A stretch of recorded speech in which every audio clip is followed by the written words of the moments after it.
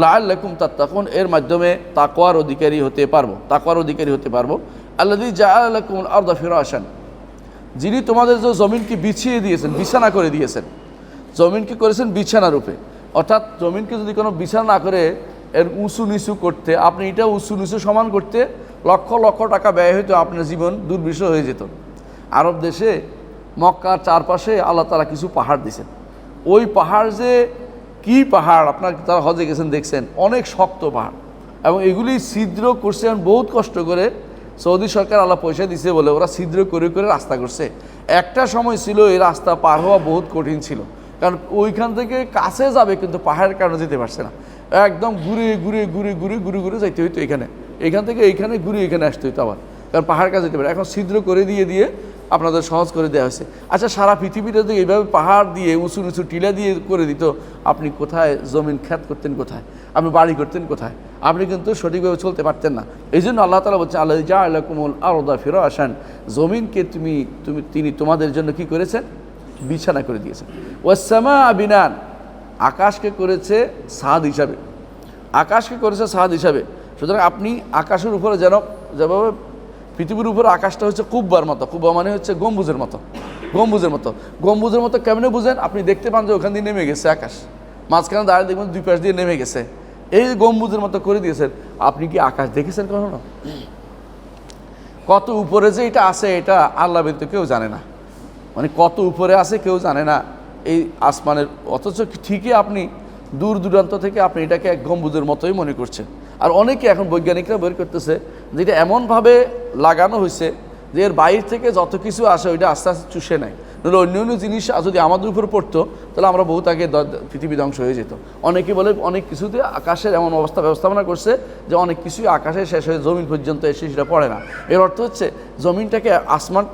আসমানটাকে এভাবে সাজাইছে যে আমাদের জন্য একটা যেন এমন ঘর, যেই ঘরের উপরে কোনো আঘাত পড়ছে না, যে ঘরের কারণে আমাদের উপর আঘাতটা পড়তেছে না। এটা হলো বিনা। ও সামা বিনা ও আনজালা মিনাস সামাই মান, আর তিনি আসমান থেকে আমাদের উপরে নাজিল করেছেন উপর থেকে। সামা অর্থ দুই অর্থ।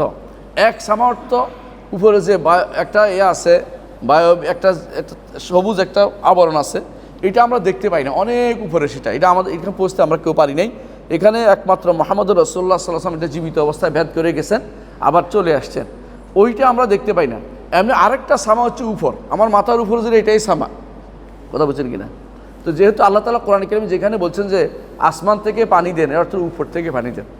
সামার এক অর্থ কি? উপর। আরেক অর্থ কি? উপরের স্তরটা, যে স্তরটা আমরা কেউ ভেদ করতে পারি নাই, ওই স্তরটা ভেদ করে গেছে মুহাম্মদুর রাসূলুল্লাহ সাল্লাল্লাহু আলাইহি ওয়াসাল্লাম, এবং আবার তিনি দুনিয়াতে আসছেন মেরাজের রাত্রিতে।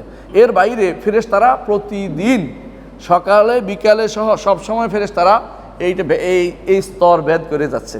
ফেরেশতারা তাদের প্রত্যেক আসমানে তাদের কি আছে? জায়গা আছে। প্রত্যেক আসমানে তাদের জায়গা আছে।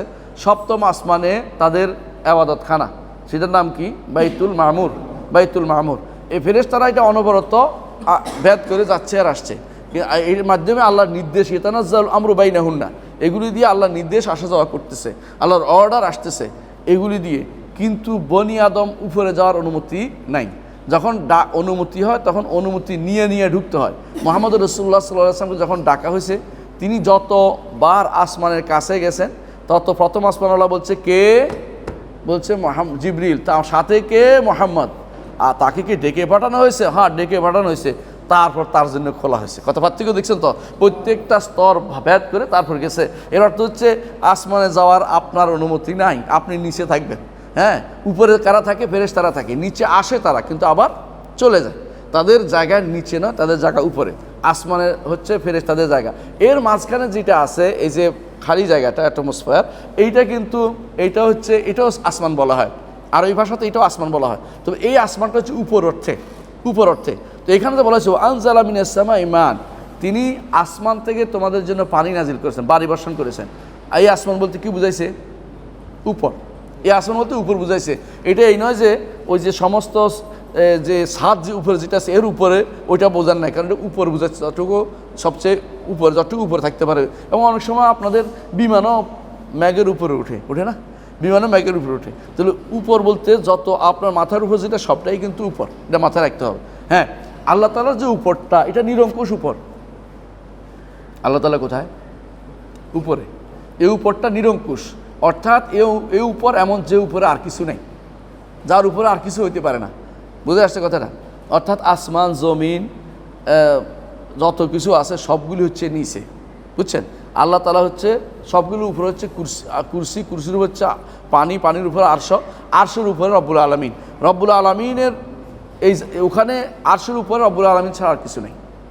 কিতাব একটা আছে তো আরশের উপরে, এটা তো এটার উপরে রব্বুল আলামিন, এর উপরে তিনি কিতাব নিজে রাখছেন ওখানে, এটা তার সিফাত হিসাবে। কিন্তু এর উপরে হচ্ছে রব্বুল আলামিন। রব্বুল আলামিন সেখানে তিনিই আছেন, আর কিছু নেই। ওইটাই সর্বোচ্চ উপর বলা হয় এটাকে। আর যিনি বেশি উপরে, বেশি বড়, আজিম তিনি, তিনি আলিউল আযীম, ওহুয়াল আলিউল আযীম পড়ে না, আলিউল আযীম। এইটা যে ব্যক্তি অন্তরে ধারণ করতে পারছে আয়াতুল কুরসির এই শেষ কথাটা, সেই ব্যক্তি আল্লাহকে সঠিকভাবে চিনতে পেরেছে। যেহেতু তিনি আলী ও আযীম, নিচে যতই মানুষ ঘুরে নিচেই থাকে। কথা বুঝছেন কিনা? আমি অনেক সময় উদাহরণ দিয়ে বলি, একটা পিঁপড়া আপনার চোখের সামনে যতই লাফালাফি করুক কেউ আপনার উপরে উঠতে পারবে? বুঝলেন না কথাটা? সৃষ্টি যদি এরকম হয়, স্রষ্টার বিষয়টা আরও এরকম। সৃষ্টি যতই ঘুরুক না কেন, স্রষ্টা উপরেই থাকে। তো কেউ যদি এখন আপনাদের অনেকে বলে যে এইতে মঙ্গল ইয়াতে যারা আমেরিকা আছে ওরা তো এরকম, এগুলি হচ্ছে মনের ধারণা করে রাখছেন। যতই পৃথিবীটা একেবারেই ছোট এবং এক একটা গ্রহ আরও বড় আছে, এরপর নক্ষত্র আছে, আরও কত কিছুতে আবিষ্কার হচ্ছে। এগুলি সবই কিন্তু শুধুমাত্র আসমান জমিনের মাঝখানে। এখন আসমানগুলি আরও 7 আসমান, তার উপরে কুরসি হচ্ছে যার ভিতরে ওয়াসা কুরসি হুস সামাওয়াত ওয়াল আরদ, জমিনও জায়গা হয়, আসমানও জায়গা হয়। এবং সেটা কীরকম জায়গা হয়? হাদিসে আসছে যে 7টা মুদ্রার মতো বিস্তীর্ণ ভূমিতে ফেলে রাখা, মরুভূমিতে, ধরেন আরবের মরুভূমিতে 7টা মুদ্রা ফেলাই দিয়েছেন, এরকম হচ্ছে এই সব সৃষ্টিগুলো। রব্বুল আলামিন তার আরশকে বলেছেন এর চেয়ে বড়, তার আরশকে করেছেন এর থেকে বড়। কার থেকে? কুরসির থেকে বড়। কুরসি হচ্ছে আরশের সামনে ফেলে রাখা একটা ছোট্ট ভূমি পড়ে আছে। আর আরশ কত বড় এটা আল্লাহ ছাড়া কেউ জানে না। লা ইয়াকদুরু কাদরু ইল্লাল্লাহ।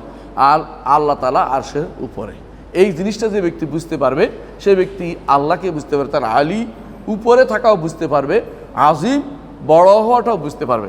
যখন আপনি সালাতে যান, যখন আপনি রুকুতে যান, রুকুতে যখন বলেন আলিউল আযীম ও সুবহান রাব্বিয়াল আযীম, তখন আপনার মনে হয় আজিম তিনি কত বড় সেটা আমার মাথায় কোনোদিন ঠিক করতে পারবো না আমি। এখন যখন সুবহান রাব্বিয়াল আলা যখন বলেন সেজদাতে, তখন যেন আপনার মাথায় আসে তিনি আলা, অর্থাৎ তার উপরে কিছু আর থাকতে পারবে না। যত উপরে আপনার কল্পনা হয় তিনি তারও উপরে, অর্থাৎ তার উপরে কোনো কিছু থাকতে পারে না। এই জন্য তিনি রব্বুল আলামিন। এটা যদি আপনি বুঝেন, অবশ্যই আপনি রব্বুল আলামিনকে চিনতে পেরেছেন।